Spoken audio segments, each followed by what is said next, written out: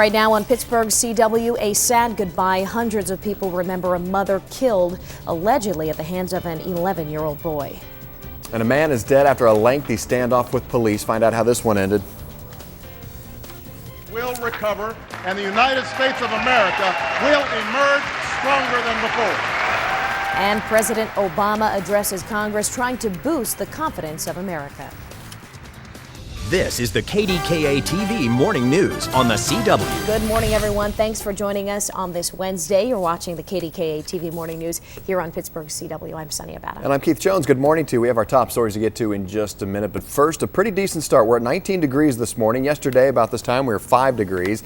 And look at this beautiful burner this morning. Nice shot of the sunrise at 7 o'clock this morning. We are looking at mild temperatures, and you're going to be seeing a lot of that sunshine today, too. Let's check in with meteorologist Dennis Bowman. Dennis. Yeah, the sunrise began 60 seconds ago, and isn't that a beautiful shot? Looking into, I would assume that's looking east. That's where the sun rises, isn't it? Yes, that's right.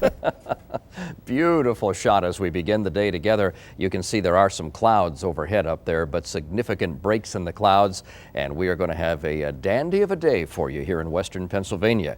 Now, right now it's chilly. This is one of those days where you could use a winter coat in the morning, maybe shift gears into a lighter jacket for walking around outdoors this afternoon. Right now it's 19, mainly cloudy at Pittsburgh International Airport, and the winds are calm, but here's what's ahead. We should be up to around 39 by noontime, and we'll tack 9 more on by 3 o'clock this afternoon.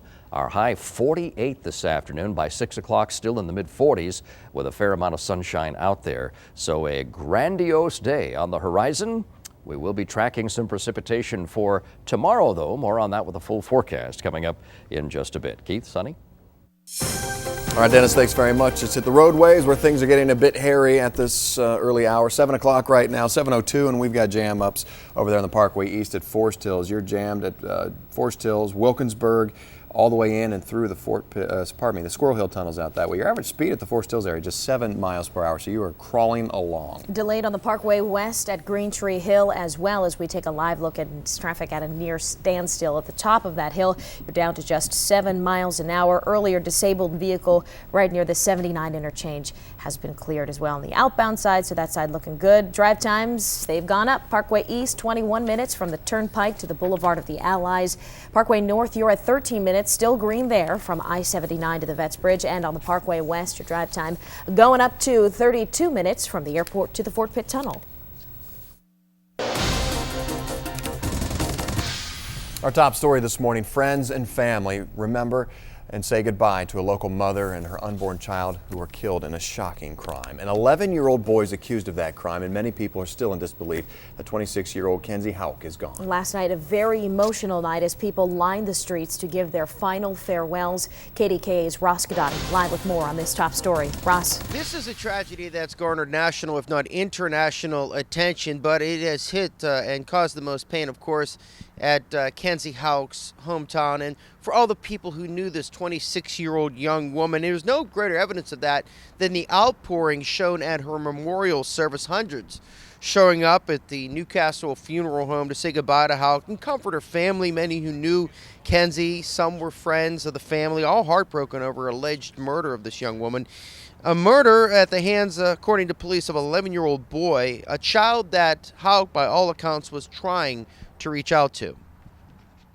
The hardest part was we come in early and got to view the baby and Kenzie, and it was really hard on my brother and his daughter and my sister-in-law. But that once we got over that, now with all these people, it's just wonderful to see the people support to come out, the friends, neighbors. It's just overwhelming. Kenzie Marie Houck is survived by her 2 daughters, Janessa, age 7, Adeline, age 4.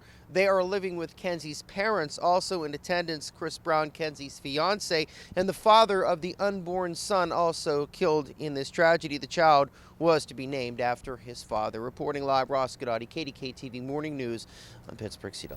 All right, Ross, thank you. And that 11-year-old accused of killing Kenzie Houck will be transferred out of the Lawrence County Jail. Jordan Brown will move to a juvenile facility in Beaver County. His lawyer argued the county jail is just not the place for such a young defendant. The DA did not oppose this transfer either. A bond hearing is set for Monday. A shooting investigation in Pittsburgh's Perry Hilltop neighborhood has turned into a murder investigation. The victim, 21-year-old Antoine Cooper, died at Allegheny General Hospital. Cooper was shot along Hawkins Avenue yesterday afternoon. Witnesses say they saw two men drive away from the scene in a white SUV. Police arrested 8 people this weekend, 8 wanted people, all thanks to Pittsburgh's 311 hotline. Police say someone called in a report of drugs being sold in Perrysville Saturday night. Police ended up arresting 2 teenagers there, confiscating a handgun, 19 heroin stamp bags, cash, and other drugs. In a separate case, police arrested 6 suspected gang members after another 311 complaint. Well, residents are now back in their homes after a major evacuation following a police standoff. A man barricaded himself inside of his home for hours. Police say they did everything they could to stop this man from taking his own life, but they couldn't. David Hall live now with the latest. David? Good morning, Keith. We're talking about 22-year-old Connor O'Halloran. Now, O'Halloran was a student at a university in Arizona, but he was back home right here with his family because he was dealing with emotional problems. Now, O'Halloran was the center of attention in a standoff on Tuesday in Zelienople, which is in Butler County. Now, the standoff lasted over 8 hours, and it started in the afternoon with a desperate phone call from O'Halloran's dad saying that his son had barricaded himself in a bedroom with a gun.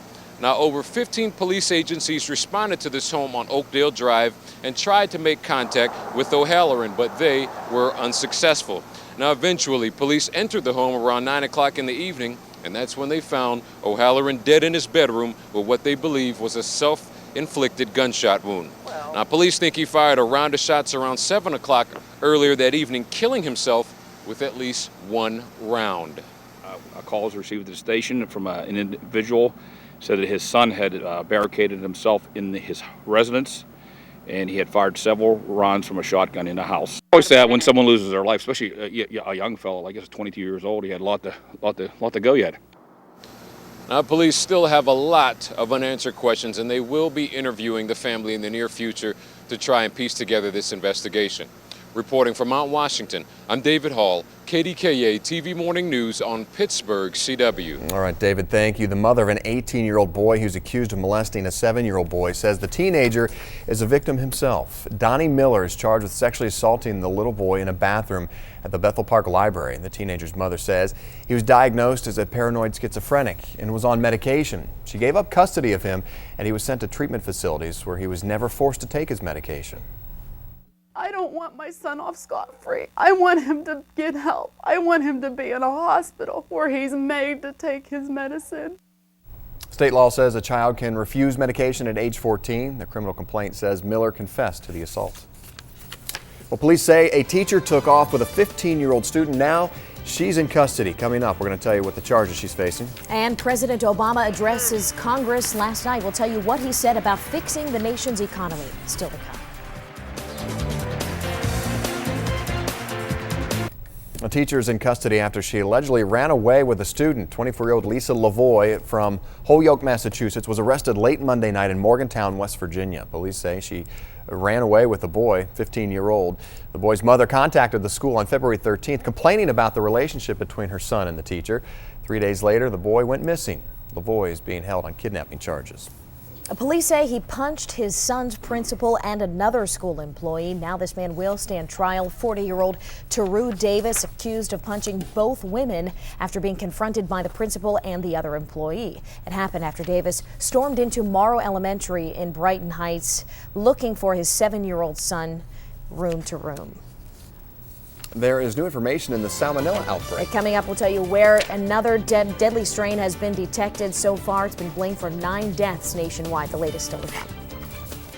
I'm Dennis Bowman in the KDKA TV Weather Center. Looks like a mild day on the horizon with some sunshine out there. Temperatures should go into the upper 40s across Allegheny County, as warm as 49 in Elizabeth Township. We'll have the full forecast coming for you in just a few moments. KDKA TV Morning News on the CW. Contributions to Black history were celebrated last night at the City County building. Mayor Luke Ravenstahl and Esther Bush of the Urban League of Greater Pittsburgh presented the first annual Black History Honor Awards. The late K. Leroy Irvis and the new Pittsburgh Courier were last night's honorees, and the event was emceed by KDK's Lynn Hayes Freeland. Well, Kennywood Park is seeking sponsorships for parts of the park. This is according to the Post-Gazette. Some immediate possibilities come to mind for ride sponsorship, maybe the Duquesne Light Thunderbolt or the Port Authority North Shore Crazy Trolley. The park attracts a wide variety of about 2 million visitors a year. It's an advertiser's dream. There's still no word on any particular sponsorships right now. All right, those days they seem so far off with yesterday's weather, but things are improving. Yeah, we're seeing an improvement in temperature, a little sunshine back in the forecast too. Here's meteorologist Dennis Bowman. Dennis. Oh, it's going to be good to see the sun out there and take a little edge off some rather cool temperatures, but warmer than what we've been having. And that's the situation looking into Westmoreland County as we're off to kind of a frosty morning here. Norwin Middle School, High School campus. Good turnout there in the parking lot today, and still quite a bit of cloud cover there seen in Westmoreland County. As we go to our maps, looking like this today. Yes, high pressure firmly in control is going to be responsible for quite a bit of sunshine today. It's pretty much anchored towards the middle Atlantic seaboard and is going to be rotating some southerly flow around the backside of that. Those will be gentle winds out of the south, 5 to 10 miles per hour. That in tandem with the sunshine, and the angle of the sun is getting higher and higher all the time, should result in some temperatures taking off on us and going well up into the 40s today. 19 right now, winds are calm. At the airport, they're saying mainly cloudy, and 30.30 and steady is the barometric pressure. A weak front goes through tonight. Some light sprinkles, drizzle towards morning. The more important front is bearing down on us tomorrow night and on into Friday morning, and that will be responsible for some periods of moderately heavy rain through the day on Friday. Behind that, the colder air is going to come in as we touch the weekend, and so that'll be getting us a little bit chilly as we get into Saturday. But still not bad, as the numbers should be somewhere in the 40s. Low pressure system is going to move across the southern plains over the next few days, and options are still open right now with regard to Sunday and into Monday. One scenario is it heads straight out to sea, no problem for us. The other one is it hugs the coast, becomes a nor'easter, and then the question becomes how much snow does it throw over the Appalachian chain and into Pittsburgh. Potentially, that could be a pretty good snowstorm, but then again, it could go straight out to sea and we're not bothered by it at all. So we're watching that very closely in the days ahead. A lot of sun today, much milder, south winds going to 48. And then we're clouding up tonight with some late shower development. I think that's after midnight. Fog develops towards morning and a low of 36 degrees for you. And there's your 5-day up to 52 tomorrow. Mainly a cloudy day, and most of the showers would be overnight into the morning hours. Down to 44 tomorrow night. Some rain for Friday, some of it on the heavier side, and about 50 degrees by 1 o'clock in the afternoon, then temperatures tumbling a little bit. Saturday, a little cooler, but not bad, 47 with some sun, and then 36 on Sunday. Got to put a chance of snow in there, could be on the windy side too. We'll fine-tune that as we get a little bit closer to see how the storm elements come together. Yesterday, I was in Butler, Broad Street Elementary School in Butler, PA, talking to 283 kids, kindergarten through 6th grade, and very attentive students. And we talked about our basic weather education show, including tornadoes. They're going to be doing their statewide drill, and Broad Street, of course, will be participating in that in the first week of March, just in a couple of weeks. There's a young man playing the part of a tornado, rotating and moving forward at the same time. And all these kids were great. They gave me some cupcakes, 24 cupcakes, as a matter of fact. That's in that tray that you see in front of us there. Look at them. Oh, those must have been good. I sent those into the afternoon crew, and Sonny, you're going to have to tell me how good those were. They were awesome. They had like a pudding center too. They were vanilla cupcakes with the little vanilla pudding center. They were fantastic. Leave it to me to miss out on that. Big push on reading at Broad Street Elementary School. These kids, there's 283 of them at the school, so it's a smaller school. But from August through middle of the day yesterday, those 283 kids had read a total of 20,021 books. Great. That's a lot of books per student. And some of the little kids are buzzing right through some small books and everything, but they're still books, and they're getting tested on all the stuff that they read, so working on retention there. That's an example of a school where reading books is not a forgotten art. It should not be. Yes. That's great. KDKA.com for the video, right? Yeah, the complete video will be on KDKA.com, so watch it many times there, kids. All right, Dennis. All right, okay. Dennis, thank you. All right. We will rebuild. We will recover, and the United States of America will emerge stronger than before. A country in crisis, headed in a new direction. President Barack Obama vows to lead the United States from its darker days into a bright future. President Obama has delivered his first address to Congress, and polls say it was an absolute hit. CBS News Knowledge Network's poll shows the president scored 75% or better on questions dealing with the economic crisis and how he's going to handle it. Tara Mergener has a look now at the address from Washington. President Obama is vowing to drive the nation out of a bleak economic crisis and into a brighter future. This is America. We don't do what's easy. We do what's necessary to move this country forward. The president admitted more money will be needed to rescue troubled banks, on top of the $700 billion already set aside. Today, the Obama administration starts its so-called stress test to figure out exactly which ones will need additional capital. President Obama says he knows the bailout funds are unpopular, but it's the only way to get credit flowing again. That if we do not restart lending in this country, our recovery will be choked off before it even begins. Louisiana Governor Bobby Jindal offered the GOP response. Democratic leaders say their legislation will grow the economy. What it will do is grow the government, increase our taxes down the line, and saddle future generations with debt. President Obama is just a day away from rolling out his first budget plan, and the administration is intent on cutting out wasteful spending. We have already identified $2 trillion in savings over the next decade. The president underscored his break with Bush's policies by condemning torture and highlighting a shift in the military focus from Iraq to Afghanistan. I will soon announce a way forward in Iraq that leaves Iraq to its people and responsibly ends this war. President Obama is expected to unveil his withdrawal plan at Camp Lejeune in North Carolina on Friday. Tara Mergener for CBS News, Washington. President Obama plans to withdraw all U.S. combat troops from Iraq by August of next year. That's according to administration officials. An announcement could come this week. Some commanders and advisors, though, worry that security gains in Iraq could be backslide if troops are withdrawn too soon. Others think the majority of U.S. combat work is long but finished. Tests show that peanut butter from a Texas plant contained the same strain of salmonella that's blamed for sickening hundreds of people nationwide. The test results offer new evidence that the outbreak attributed to a peanut plant in Georgia may actually have more than one origin. Both the Texas plant and the Georgia plant were operated by Peanut Corporation of America. 9 deaths are being blamed on that salmonella outbreak. We are back here with another check of your top stories, including the latest on a move to change sex education in the Pittsburgh Public School District. We're going to tell you what's up with that coming up. Also, check of the weather coming up. Take a look outside right now on this beautiful start to a great Wednesday morning. Look at this. Lots of sunshine out there already. Going to see this for a good bit of the day, and some warmer temperatures above normal for once. Time is 7:23. We'll be right back.